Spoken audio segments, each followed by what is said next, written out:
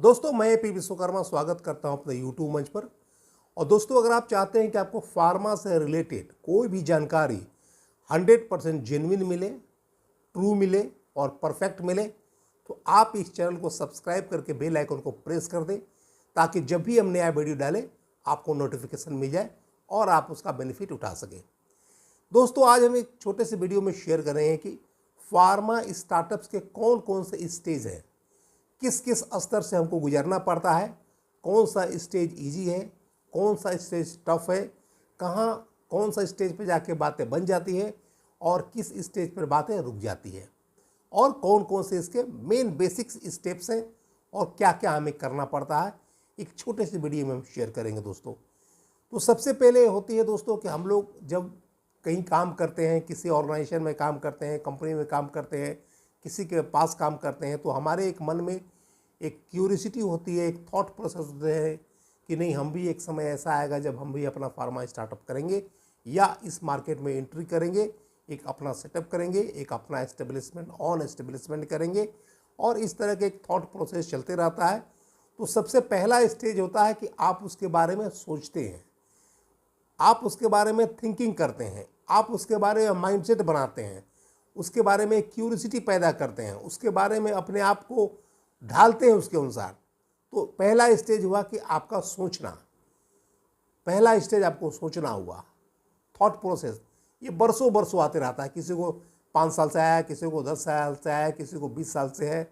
एक काम करते करते एक मन में थॉट प्रोसेस होता है कि उसको हमको ऐसा करना है हमको। नंबर आपका थॉट प्रोसेस। दूसरा होता है, अब आप प्लान करते हैं, नहीं हमको ये काम करना ही है। तो एक थॉट प्रोसेस बहुत बरसों बरसों चलते रहता है। अब आप प्लान कीजिएगा।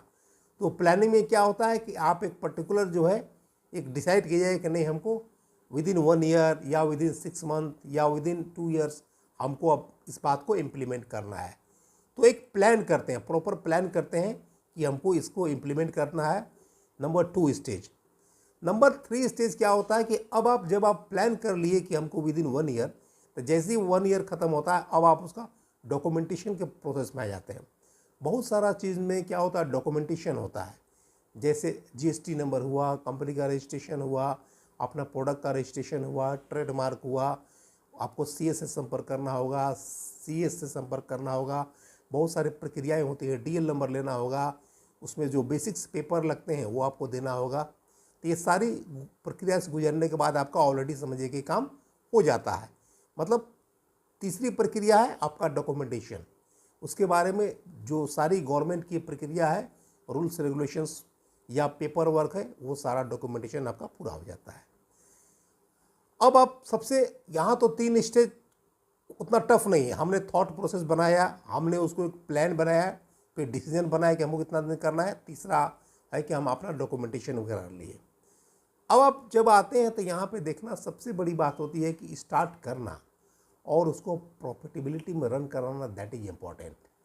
जब आप किसी ऑर्गेनाइजेशन में काम करना शुरू करते हैं या आप स्टार्ट करते हैं, तो सबसे बड़ी बात है, पॉइंट वाली बात है कि उस चीज़ को आपको प्रॉफिटेबिलिटी में होनी चाहिए।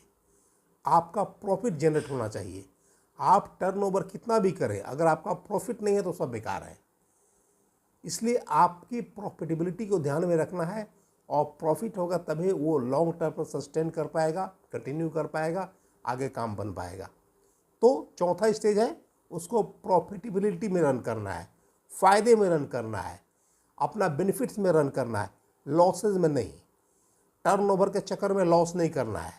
आपका नेट वर्थ बढ़ना चाहिए, आपका नेट कैपिटल बढ़ना चाहिए। मिला जुला के ओवरऑल कैलकुलेशन करके आपका इंक्रीज होना चाहिए, डिक्रीज नहीं। ये चौथा स्टेज हुआ। और 5वां स्टेज होता है दोस्तों स्केल अप।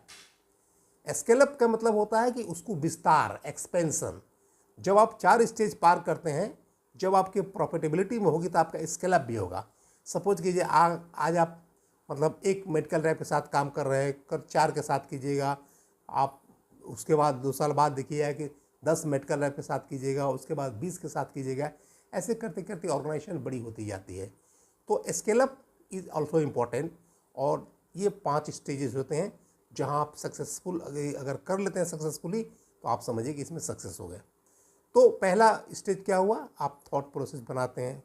दूसरा क्या होता है, एक थॉट प्रोसेस बरसों से चलता है, उसके बाद आप एक प्लानिंग करते हैं, प्रॉपर प्लान करते हैं कि नहीं एक पर्टिकुलर समय के बाद, 1 साल 6 महीना के बाद हमको ये काम करना है।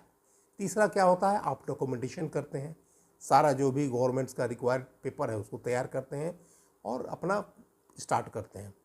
उसके बाद चौथा इंपॉर्टेंट बात है, सबसे इंपॉर्टेंट है कि प्रॉफिटेबिलिटी को जनरेट करें, दैट इज इम्पोर्टेंट। जब तक ये नहीं होगा सारा काम बेकार हो जाएगा। यही टफ सिचुएशन होता है, सबसे टफेस्ट सिचुएशन यही होता है। लोग टर्नओवर के फेरा में पड़ जाते हैं और सेल किए जा रहे हैं, बट प्रॉफिट पे ध्यान नहीं रखते हैं। आपका एक्सपेंसेस को कैसे कटल करना है वो देखना है, प्रॉफिट को कैसे बढ़ाना है ये देखना है, दैट इज इम्पोर्टेंट। अगर ये हो जाएगा, आप इस स्टेज को पार कर जाइएगा, प्रॉफिट वाला स्टेज को, तब आपका स्केल अप अपने आप हो जाएगा। दोस्तों स्केल अप में चिंता नहीं करना है, तो स्केल अप होता ही रहता है। आप एक से काम किए, 2 होगा, 4 होगा, 10 होगा, 20 होगा, 50 होगा, 100 होगा, इस तरह से इंक्रीमेंटल आपका ग्रोथ होते जाएगा। तो दोस्तों अगर आपको वीडियो अच्छा लगा तो लाइक करें, शेयर करें, चैनल को सब्सक्राइब जरूर करें।